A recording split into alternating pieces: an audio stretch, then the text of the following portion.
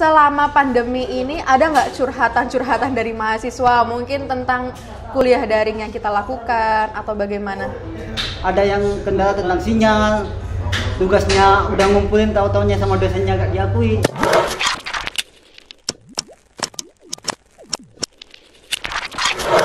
Halo Sobat Asia, kembali lagi di channel YouTube Institut Asia Malang. Kali ini kita tetap berada di segmen Ngobam, ngopi bareng mahasiswa.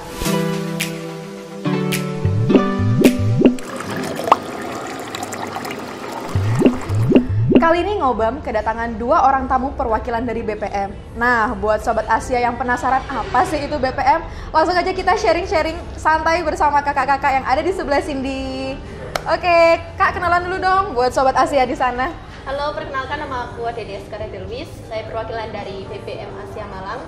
Saya angkatan 2018, jurusan Desain Komunikasi Visual. Panggilannya kalau boleh tahu? Adel. Kak Adel, teman-teman. Oke. Hai Sobat Asia, perkenalkan nama saya Sahrul Asari. Saya angkatan 18. Saya perwakilan dari BPM dari prodi IT. Panggilannya? Sahrul. Jadi kita kedatangan dua orang tamu yaitu Kak Adel dan Kak Sahrul. Kalau boleh tahu nih, Kak Adel dan Kak Sahrul ini kemarin menjabat sebagai apa Kak di BPM? Kalau untuk aku sendiri itu menjabat sebagai ketua komisi eksternal. Ketua komisi eksternal. Kalau untuk Kak Sahrul? Kalau saya Mbak, saya bertugas di komisi pengawas. Pengawas.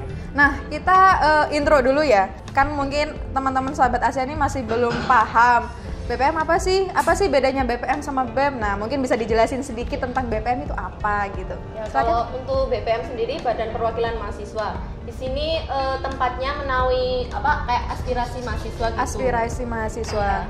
Jadi kalau misalnya kayak kita pengen ngasih saran, kritik tentang kampus itu bisa langsung ke BPM? Bisa langsung ke BPM.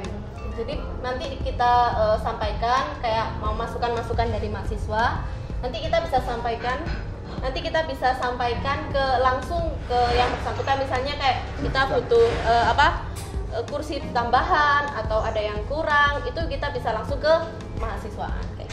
Nah, ini juga informasi ya buat Sobat Asia. Jadi kalau semisal kalian mempunyai aspirasi, saran, dan segala macam kritik untuk kampus ataupun tentang apapun itu mengenai kampus, kalian bisa langsung aja hubungi BPM. Nah, buat menghubungi BPM ini kita langsung ketemu langsung atau bagaimana Kak caranya? Kita ngasih inspirasi itu gimana? Kalau aspirasi itu ya Mbak, kalau mau menyampaikan aspirasinya itu bisa melalui kotak saran Mbak. Kotak saran? Itu kalau kotak sarannya di kampus 1 itu ada di lantai mau naik itu lantai 2 Mbak. Dan itu mau naik ke lantai 2 itu ada. Jadi setiap lantai di kampus 1 itu ada kotak saran? Ada. Kalau di kampus 2 itu di depan lab gitu. Di depan lab. Jadi buat teman-teman Sobat Asia, kalau kalian punya saran ataupun kritik untuk kampus, kalian bisa langsung tulis itu dan bisa dimasukin ke kotak saran yang ada di kampus 1 maupun kampus 2. Kalau untuk kampus 2 itu ada di depan lab ya? Sedangkan di kampus 1 ada di setiap lantai. Jadi itu kotak saran ya teman-teman ya, bukan kotak amal ya. Iya. Karena mungkin di situ kotaknya masih belum banyak yang ngisi kali ya Mbak ya. Iya, soalnya waktu kita buka itu cuma beberapa lembar dan kadang-kadang ada uang juga. Nah, salah mengartikan. Jadi dikira kotak amal. Jadi kalau untuk kotak amal itu ada di musola ya. Iya. Jadi kalau itu bukan kotak amal tapi kotak saran. Nah, aku juga pengen tahu nih, di BPM itu ada apa aja sih divisinya? Bisa dijelasin dong?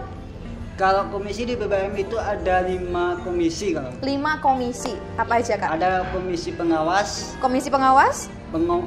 Komisi internal. Internal. Eksternal. Keuangan dan undang-undang. Dan undang-undang. Nah, kalau boleh tahu bisa dijelasin sedikit dong. Apa sih itu komisi pengawas, eksternal, internal, tanggung jawabnya apa aja sih? Kalau di komisi pengawas itu tugasnya yang mengawasi kinerja BEM, Mbak. Kinerja BEM. Dan juga melakukan pengawasan apakah BEM itu menyimpang dari GPHK atau skema itu, Mbak. Nah, di situ tugas BPM mengawasi di situ. Jadi secara tidak langsung badan yang mengawasi BEM itu adalah BPM. Iya, BPM. Oke, itu tadi tanggung jawab dari komisi pengawas. Selanjutnya? Di internal. Kalau untuk komisi internal sendiri itu menaungi internal di urusan dalam kampus, jadi bukan luar. Misalnya kalau yang ya tadi aspirasi mahasiswa itu bisa disampaikan ya lewat kotak tadi. Tapi kalau untuk tugasnya sendiri itu misalnya kalau ada langsung usul ke Mbak, bisa dong ditambah ini, nanti kita yang komisi internal bisa langsung naik ke mahasiswaan dan melakukan pengajuan. Itu tadi tanggung jawab atau kewenangan dari internal. Nah, ya. Untuk eksternal? Untuk eksternal itu berhubungan dengan luar kampus. Luar kampus. Ya, jadi kayak misalnya kita bisa kayak sharing sama BPM atau DPM luar kampus Asia. Terus kita juga megang untuk admin sosial medianya juga. Jadi itu untuk eksternal. Selanjutnya tadi ada apa lagi ya? Keuangan. Kalau keuangan itu melakukan kemahasiswaan itu tiap tahun kita mengawasi keuangan kemahasiswaan, Mbak. Kemahasiswaan. Jadi kayak kalau semisal kayak ada beberapa organisasi nih yang mengajukan dana untuk proker mereka, jadi itu yang mengawasi dari pihak BPM juga. Iya, di Komisi Keuangan. Oke. Itu untuk divisi keuangan. Selanjutnya? Di Komisi Undang-Undang. Di undang-undang itu tugasnya Komisi Undang-Undang itu memfasilitasi seperti sidang kema, ADART, dan dia sidang kema dan ADART. Dan juga dia menetapkan peraturan-peraturan itu. Peraturan. Kalau boleh tahu, proker apa aja sih yang sempat kalian lakukan kemarin? Yang belum sebenarnya sih banyak ya. Proker yang mau dilakukan sama BPM. Salah satunya itu kayak sharing antar kampus, yaitu DPM atau BPM luar kampus Asia. Terus karena kendala pandemi itu tadi, jadi banyak proker-proker BPM sendiri itu kita cancel. Iya, soalnya yaitu kita kan juga nggak tahu keadaannya DPM atau BPM kampus lain itu seperti apa gitu.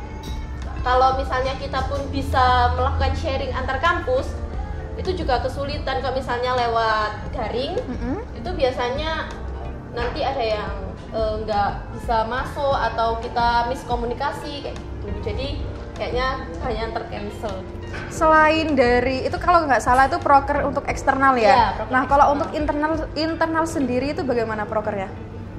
Kalau internal sebenarnya itu, Mbak, kemarin juga banyak ya melakukan banyak kegiatan juga, tapi ya namanya itu pandemi juga, Mbak, kita juga ada yang kehilangan komunikasi sama komisi itu, Mbak, dan ya gara-gara pandeminya banyak jalan, Mbak. Ya, kalau boleh tahu nih, apa aja sih yang kalian rencanakan prokernya kemarin untuk yang di internal? Kalau kemarin sempat kita udah sharing-sharing sama BEM, pihak BEM. Jadi kalau mereka itu salah satu proker mereka contoh aja ya, seperti formil, forsil dan segala macam. Nah, kalau untuk BPM sendiri nih apa sih? Ya sebenarnya hampir sama ya. Hampir sama ya. Iya, seperti BEM. Sebenarnya kemarin itu juga mau jalan untuk formil ya. Formil. Iya, tapi melalui daring. Terus kita coba kayak percobaan dulu. Ternyata kayak kurang efektif. Iya, kurang efektif. Ternyata terus kita rapat lagi, ternyata kayak nggak usah deh, diundur dulu aja, kayak masuk gitu. Oke, berarti kita bisa menarik kesimpulan dari sekian proker yang kalian rencanakan, hambatannya itu di pandemi ini ya. Jadi untuk kedepannya nih, kalau boleh tahu proker-proker apa aja sih yang kalian rencanakan? Mungkin ada proker baru atau bagaimana, atau melanjutkan proker kemarin yang masih belum terselesaikan atau bagaimana? Sepertinya kita melanjutkan proker yang kemarin sempat tertunda itu ya. Soalnya kan juga nggak cuma itu aja, kita juga punya proker lain kayak gitu. Jadi ya misalnya kalau pandemi ini selesai ya insya Allah kita lanjutkan proker yang tercancel itu. Oke, Sobat Asia, kita doain semoga proker dari BPM kedepannya bisa lancar supaya juga bisa membantu kinerja kampus ya. Iya. Biar bisa membantu juga aspirasi-aspirasi dari mahasiswa biar bisa tersampaikan ke atasan. Iya. Oke, kalau boleh tahu nih, kakak-kakak ini udah semester berapa? Masuk semester 5. Semester 5. Nih aku nih kepo, penasaran banget. Gimana sih cara kalian membagi waktu antara menjalankan tanggung jawab organisasi dengan perkuliahan yang padat? Gimana nih cara kalian memanage waktu kalian? Bisa dimulai dari siapa nih? Ayo, siapa dulu yang mau jawab? Ya kalau kita membagi waktu ya, kalau kita tugas ya tetap ada tugas ya, kita tetap melaksanakan tugas juga, tugas-tugas kampus dan juga kampus juga. Tapi kalau di BBM kita yang penting itu meluangkan waktu dikit untuk organisasi. Jadi yang lebih diutamakan itu adalah mata kuliah. Mata kuliah. Ya, dulu, mata kuliah. Oke. Kalau untuk Kak Adel gimana? Ya hampir sama. Kita untuk dari awal kita waktu masuk BPM itu sudah di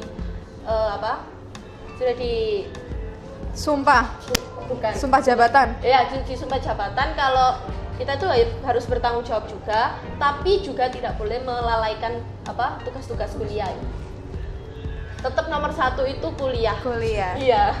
Jadi tetap yang diprioritaskan adalah kuliah. Jadi walaupun sepadat apapun kita beraktivitas dalam organisasi, yang penting kita jangan sampai lupa bahwa tanggung jawab pertama kita adalah kuliah. Iya. Jadi jangan sampai keteteran prestasinya ya. Iya. Organisasi jalan, prestasi juga oke. Itu yang lebih bagus. Iya. Ada nggak pesan-pesan buat mahasiswa di sana? Karena kalau setahu aku, mahasiswa Institut Asia Malang itu suka menyalahartikan antara tanggung jawab BEM dan tanggung jawab BPM. Jadi suka simpang siur gitu. Jadi seharusnya mungkin ranahnya ke BPM tapi dia malah ngeranahnya ke BEM. Jadi mungkin ada sedikit pesan untuk Sobat Asia di sana biar mereka tuh nggak salah server gitu. Iya. Untuk Sobat Asia yang calon yang mau masuk BEM atau masuk BPM, sebaiknya sebelum kalian masuk itu kalian pahami dulu BEM itu seperti apa dan BPM itu seperti apa. Dan setelah kalian masuk, kalian sudah dibagi kayak tugas-tugasnya, dipahami lagi agar tidak simpang siur yang tadi dikatakan. Biar nanti cara kerja BEM dan BPM itu saling saling berkontribusi. Ya, saling sama-sama. Jadi nggak ada salah kata atau miskomunikasi gitu.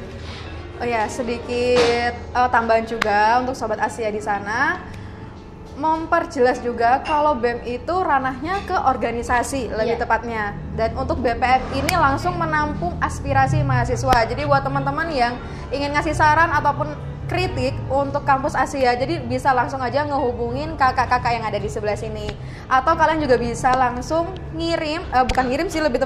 nulis surat cinta dan bisa langsung ditaruh di kotak tadi yang udah tersedia di kampus 1 maupun di kampus 2. Ingat, itu bukan kotak amal, tapi itu kotak saran ya. Oh iya, aku pengen tanya, caranya buat masuk BPM itu gimana?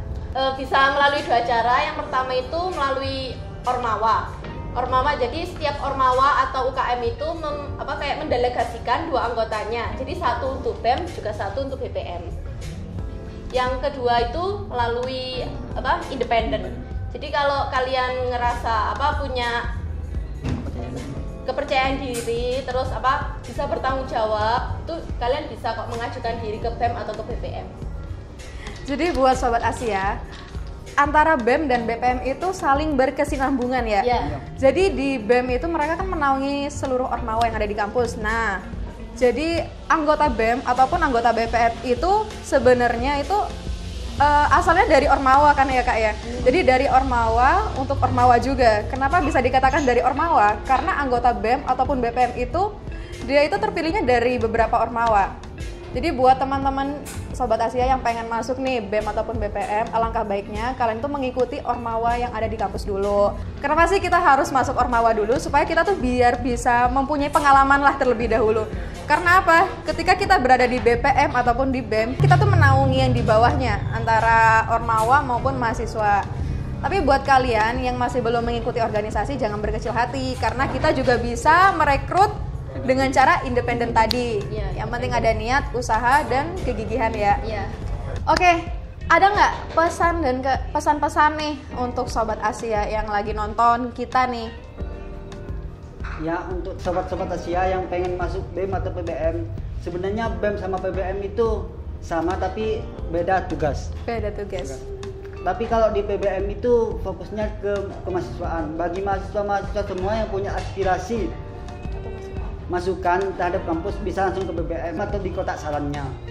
Bisa juga kalau kalian memang punya unek-unek tersendiri atau apa, kayak kalian juga pengen memberikan masukan atau apa yang kurang dari kampus, kalian juga bisa menghubungi kami, DM Instagram juga bisa. Kak, boleh tahu nggak, selama pandemi ini ada nggak curhatan dari mahasiswa mungkin tentang kuliah daring yang kita lakukan atau bagaimana? Kalau masalah itu banyak sih Mbak, kemarin tuh banyak kritikan dari mahasiswa itu tentang adanya kemarin kuliah online kan pandemi Mbak, itu banyak yang di pelosok-pelosok itu kan kemungkinan kan mahasiswa akan banyak. Ada yang kendala tentang sinyal, tugasnya udah ngumpulin tahu-taunya sama dosennya gak diakui, ya itu. Karena sinyal itu. Kalau di online kan kadang-kadang ada yang masuk, ada yang enggak. Jadi kendalanya itu di sinyal ya? Iya. Terus ada lagi nggak kendala-kendala kayak gitu? Lebih ke saran aja sih ya, untuk dosennya itu lebih nambah jangka waktu pengumpulan. Jadi misalnya kalau memberi deadline-nya itu lebih, misalnya kalau deadline-nya itu satu minggu kemudian, kalau bisa itu ditambah 2 atau 3 hari. Artinya itu ya juga untuk memberi kesempatan buat anak-anak yang sudah teman-teman yang sudah pulang kampung yang di daerahnya susah sinyal. Jadi kayak memberi waktu, deadline-nya ditambah. Selain curhatan tadi itu dari mahasiswa, selain curhatan masalah daring ya, ada lagi nggak selain itu? Contohnya kayak saya pribadi ya, saya kan jurusan lebih banyak ke prakteknya. Jadi kalau waktu kita ada mata kuliah praktek, kan dosen cuma memberi kayak materi teori lewat daring.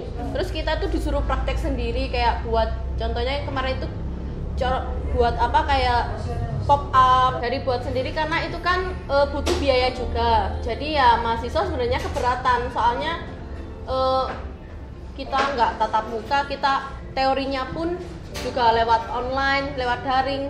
Kenapa kita juga disuruh buat bener, disuruh buat asli gitu. Kan banyak anak-anak yang teman-teman juga yang kayak kekurangan dana, kekurangan biaya untuk pembuatan pop up. Jadi banyak untuk teman-temanku sendiri tuh banyak yang sepertinya ngulang atau enggak nilainya itu cukup jelek sih gitu. Mungkin ini lebih ke plus minus dari mata kuliah daring ya. Cuman mau bagaimanapun juga, mau nggak mau kita memang harus kuliah daring karena ya untuk menyikapi situasi yang saat ini. Jadi memang kita harus lebih legowo itu lebih sabar lah intinya. Oke Sobat Asia, terima kasih udah nonton channel YouTube Institut Asia Malang. Jangan lupa like, comment, and subscribe channel YouTube Institut Asia Malang. Ngobam, ngopi bareng mahasiswa.